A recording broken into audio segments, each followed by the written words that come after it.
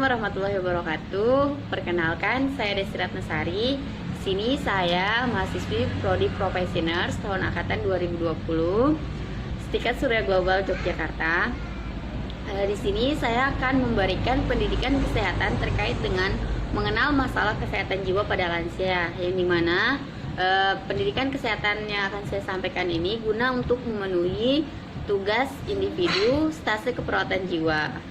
Nah, sebelum kita membahas terkait dengan masalah kesehatan pada lansia, terlebih dahulu kita harus mengetahui definisi dari lansia itu sendiri. Nah, lansia itu merupakan orang yang sudah tua, yang merupakan tahap lanjut dari proses kehidupan. Ada berbagai kriteria bagi seseorang dikatakan tua.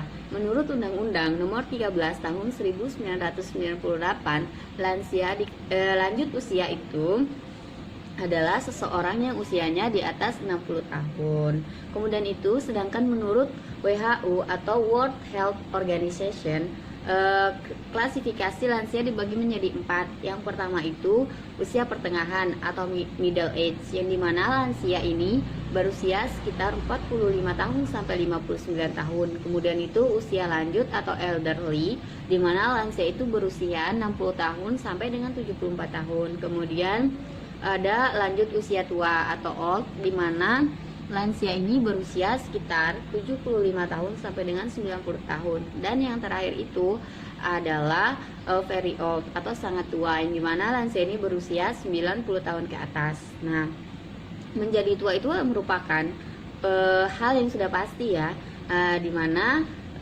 pada setiap orang itu berkeinginan bisa hidup sampai tua.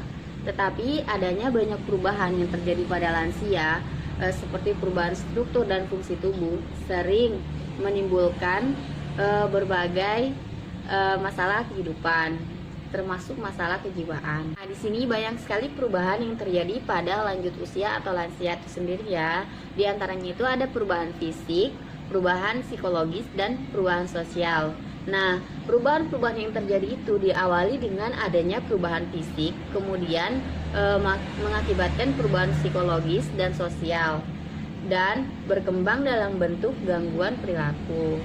Yang akan kita bahas di sini adalah perubahan psikologis ya.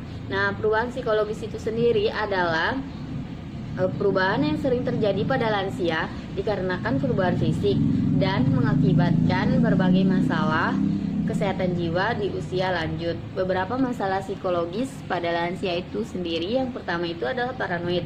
Nah, paranoid ini sendiri merupakan perilaku yang ditunjukkan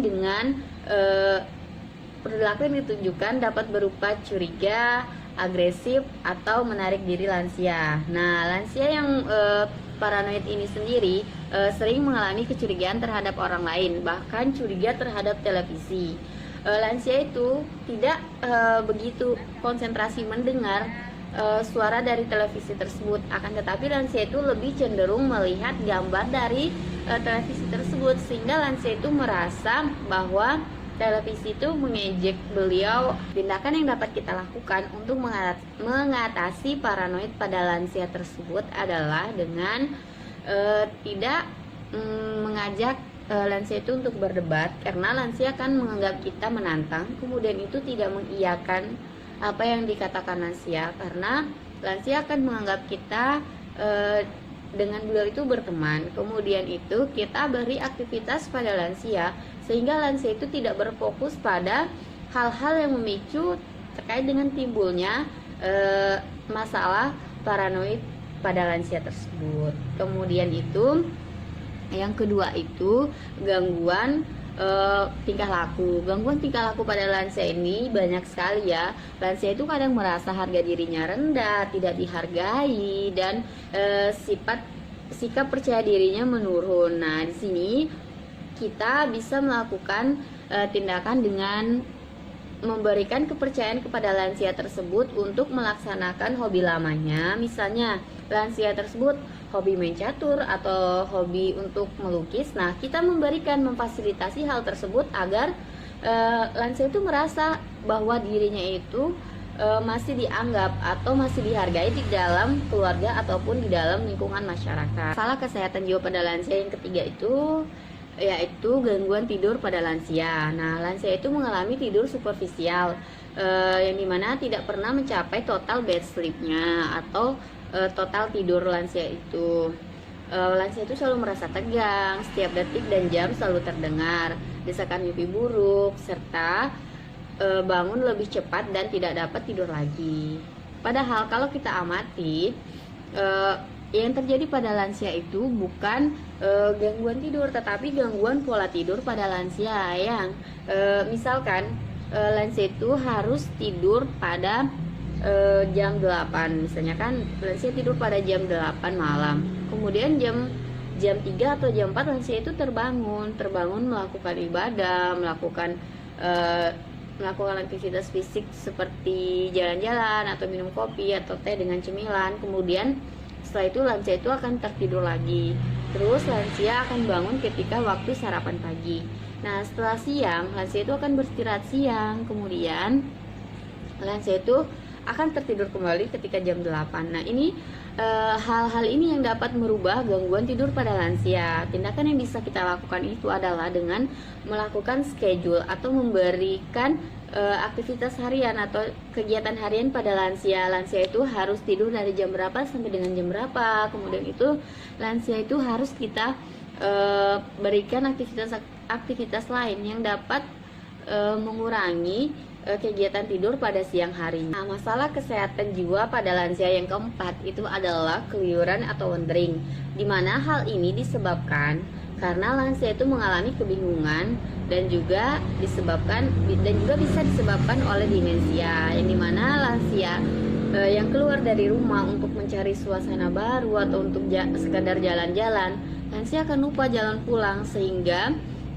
lansia itu akan kebingungan harus pulang kemana. Nah, tindakan yang harus kita lakukan di sini, yang pertama itu kita harus memberi tanda pengenal pada lansia tersebut seperti nama keluarga dan nomor telepon, sehingga ketika lansia ditemukan di luar oleh masyarakat, pihak dari masyarakat itu bisa menghubungi pihak keluarga, ataupun kita bisa memberikan aktivitas pada lansia yang dapat membuat lansia itu betah di rumah atau tidak keluar rumah, seperti itu. Kemudian itu yang kelima itu adalah sundowning, yang dimana lansia ini mengalami kecemasan meningkat saat menjelang malam hari. Nah, di sini lansia itu akan merasa mengeluh ataupun merasa gelisah dan bahkan ketakutan. Apabila ini terjadi di panti, otomatis masalah yang dialami oleh lansia tersebut akan mengganggu lansia-lansia yang lainnya. Nah, hal-hal yang perlu kita atasi itu dengan kita memberikan orientasi realita kepada lansia tersebut. Kemudian itu kita memfasilitasi lansia agar tidak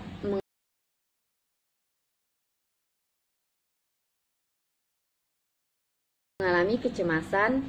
Nah, masalah kesehatan jiwa pada lansia yang keenam itu adalah depresi, yang dimana lansia itu sendiri sering mengalami yang namanya depresi terselubung. Lansia itu akan mengalami keluhan fisik lebih menonjol seperti merasa lebih pusing, lebih nyeri dan sebagainya.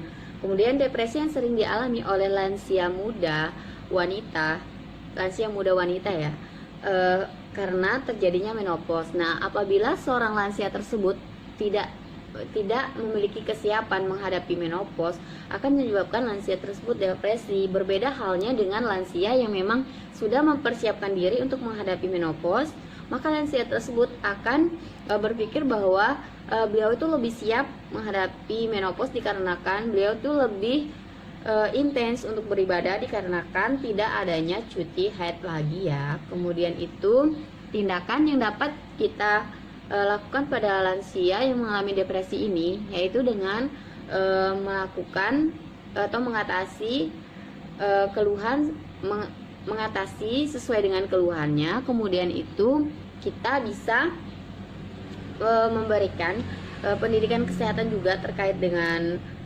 persiapan untuk menopause dan menopause itu seperti apa pada lansia. Kemudian itu kita bisa memberikan aktivitas-aktivitas yang membuat lansia itu merasa senang untuk mengurangi depresi dari lansia itu sendiri. Nah, yang ketujuh itu adalah masalah kesehatan jiwa pada lansia itu adalah demensia.